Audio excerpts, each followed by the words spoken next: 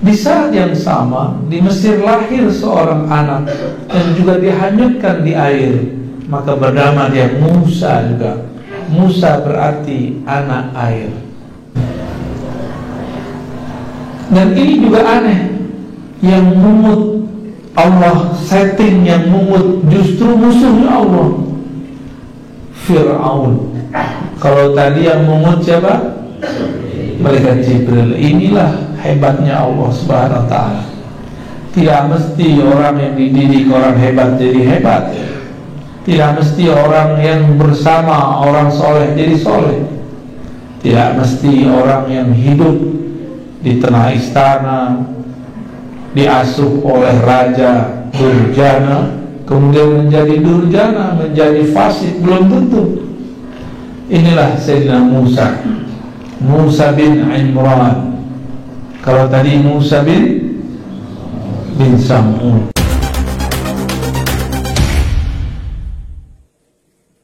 Zaman dan manusia akhir zaman gitu. Kita di akhir zaman enggak? Atau merasa masih panjang? Udah sebanyak itu kiai wafat, udah sebanyak itu orang meninggal karena virus. Ini bukan pertengahan zaman, ini sudah akhir zaman. Dulu Nabi ditanya oleh Jibril, "Mata sa'ah?" Kapan kiamat? Apa jawaban Nabi SAW? Apa jawabannya? "Mal mas'ul anha bi'alama minas sa'il." Yang ditanya tidak lebih tahu daripada yang bertanya. Lalu Sayyidina Jibril bertanya, dia kan nyamak. Ya udah kalau gitu, engkau ceritakan kepada kami an amaratiha, mengenai amaratnya. Amarat inilah yang kemudian menjadi ilmu eskatologi. Apa arti amarat? Tanda-tanda, gejala-gejala, ciri-ciri akhir zaman itu apa? Nabi dalam perjalanan ruhaninya melihat di akhir zaman. Jadi Nabi itu diperjalankan ke masa lalu, maka belum melihat asal usul kita semua. Kadang-kadang belum diperjalankan ke masa akhir, maka belum melihat apa yang terjadi di akhir zaman. Nabi melihat ada orang pakai kendaraan, kok cepet benar. Nabi tidak mungkin ngomong ke sahabat, nanti ada Honda dipakai orang Madura, nggak mungkin. Apa bahasa Rasulullah SAW? Di akhir zaman ada kuda sangat cepat sekali. Benar kan? Lebih cepat dari kuda nggak? Kalah kuda.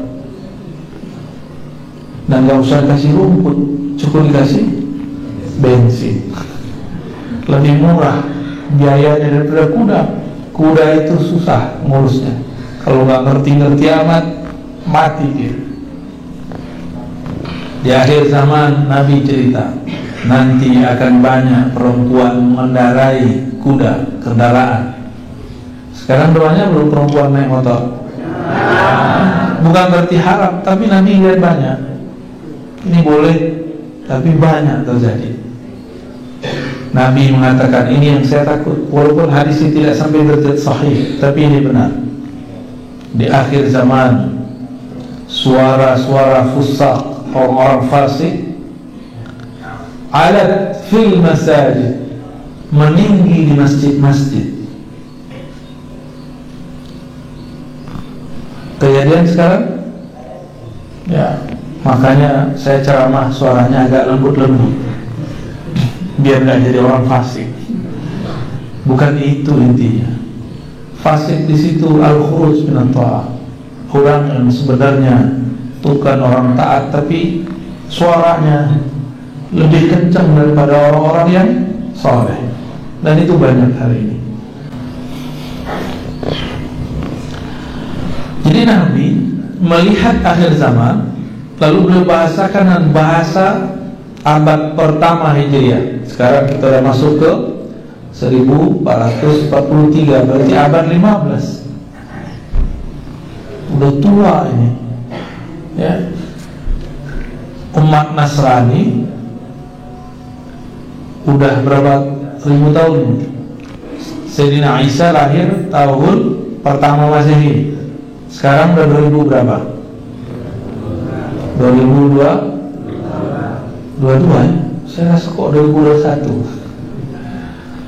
Udah 2021. Yahudi sebelumnya lagi. Ini menunjukkan bahwa setiap umat mempunyai masa dan kadar masing-masing. Dan hampir setiap umat itu jaraknya cuma 1500 sampai 2000. Umat kita belum tahu karena hadisnya dhaif. Umur umatku 1500 tahun, tapi hadisnya dhaif. Namun Imam Suyuti membenarkan ini berdasarkan ilmu huruf, hisab, jumal. Itu pakai surat Al-Qamar, iqtarabatis sa'ah wa insyaqqat al-qamar. Itu dihitung pakai ilmu huruf, jumlahnya 1500 tahun. Telah dekat kiamat dan terbelah bulan, dihitung 1500 tahun.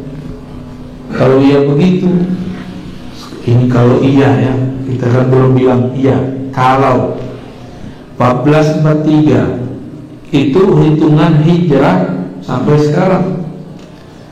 Kalau Nabi Muhammad mulai dakwah semenjak 10 atau 13 tahun sebelumnya, kita anggap 10 tahun.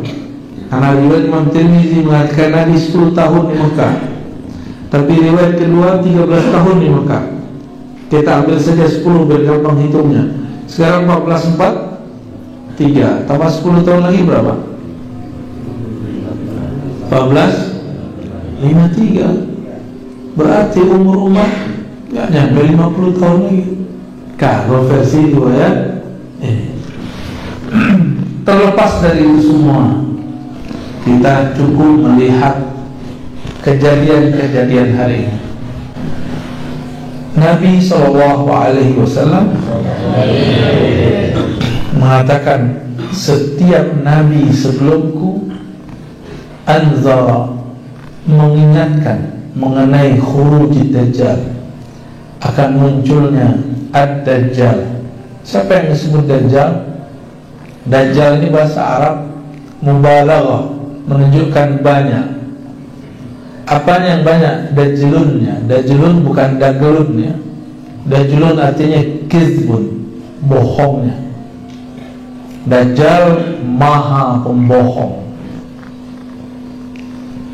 maha konspirator, yang jago buat konspirasi. Itu Dajjal. Dajjal ini ternyata dulu adalah seorang Samiri. Samiri punya nama kecil Musa. Apa nama kecilnya? Musa ini punya ayah namanya Sam'un. Sam'un ini punya istri, belum hamil-hamil. Udah datang ke tabib, ke wali, segala macam, belum juga hamil. Terakhir dia datang ke seorang yang dianggap tabib, tapi ternyata adalah iblis yang menyamar. Hati-hati, kadang-kadang ada iblis menyamar atau minjem dukun. Ketika menyamar, Sam'un dan istrinya mengatakan, wahai tuan tabib, mohon bimbing kami, ajarkan kami, obati kami. Istriku mandul, aku pengen punya anak. Kata iblis yang nyaman jadi dukun, baik, kamu dijamin punya anak, tapi syaratnya satu, lakukan hubungan suami istri di kuil berhala setan. Akhirnya mereka penting punya anak, mau gimana aja terserah. Maka datanglah dua orang ini, sepasang ini, ke kuil yang banyak berhalanya. Mereka lakukan hubungan di situ. Tidak ada doa, langsung tancap gas. Ternyata setiap hubungan tanpa doa, langsung iblis ikut serta menikmati. Yang capek kita. Terjadilah kemudian hubungan spesial, tumpahlah an-nutfah dari si Sam'un kepada istrinya. Tapi itu bukan nutfah dia, itu nutfahnya iblis. Walhasil si istri hamil. Lahirlah pendek kata anak namanya Musa. Musa itu nama belakangan, tadinya gak ada namanya. Tiba-tiba kampung Samara banjir. Ayahnya tidak tahu hanyut kemana, ibunya juga hilang. Tiba-tiba Allah kirim Sayyidina Jibril. Hai Jibril, itu ada anak kecil, kamu selamatkan. Anak kecilnya aneh, kamu selamatkan. Itu anak kecil matanya belean. Tahu belean? Apa kata orang Madura? Bilan. Dan ini anak sepertinya aneh, kakinya tidak berkembang. Maka diambil oleh Sayyidina Jibril, diajarkan zikir dan dizikirkan supaya sembuh. Seharusnya ini anak tidak selamat, tapi diselamatkan. Berarti Allah juga yang ingin menyelamatkan tuh. Seharusnya kakinya tidak bisa berdiri, tapi dizikirkan Sayyidina Jibril sembuh. Tapi sembuhnya setelah 10 tahun. Di umur 10 tahun, matanya buka satu, bagian kiri, yang kanannya masih dibeleng. Ya? Sahih? Oh, sahih, jadi orang Madura ya. Lalu diajarkan Al-Ismul A'zam, nama-nama Allah yang agung. Ternyata si Sabiri ini diajak ke suatu pulau. Di pulau itu dia dididik oleh Sayyidina Jibril menundukkan binatang-binatang, mengendalikan pohon-pohon, dan menguasai gerak air dan udara. Mirip Avatar ya? Mirip, tapi bukan Avatar. Dia nggak bisa juga. Akhirnya diajarkan lagi zikir. Ketemu ularnya yang dia patok, bukan ular yang matok dia. Ketemu apa aja, semuanya habis, cukup dia zikirkan, hancur. Dan dia bisa berbicara dengan binatang. Itu ilmu Sayyidina Jibril alaihissalam. Lalu Sayyidina Jibril dipanggil Allah, Mas Jibril, baliklah Sayyidina Jibril. Ditinggallah Dajjal, yang nama kecilnya siapa? Musa bin Sam'un As-Samiri, karena dia dari kampung Samara. Bukan Samara bahasa Indonesia. Samara siapa? Sakinah, mawaddah, rahmah. Itu ma'asih, banjir cinta. Kalau ini banjir air. Di saat yang sama di Mesir lahir seorang anak yang juga dihanyutkan di air. Maka bernama dia Musa juga. Musa berarti anak air. Bahasa Maduranya apa anak air? Ada istilahnya? Yang satu kata gitu nggak ada? Nggak ada. Sama berarti dalam bahasa saya. Dan ini juga aneh. Yang mungut Allah setting, yang mungut justru musuhnya Allah, Fir'aun. Kalau tadi yang mungut siapa? Malaikat Jibril. Inilah hebatnya Allah Subhanahu wa ta'ala. Tidak mesti orang yang dididik orang hebat jadi hebat. Tidak mesti orang yang bersama orang soleh jadi soleh. Tidak mesti orang yang hidup di tengah istana, diasuh oleh raja Durjana, kemudian menjadi durjana, menjadi fasik, belum tentu. Inilah Sayyidina Musa bin Imran. Kalau tadi Musa bin Sam'ud,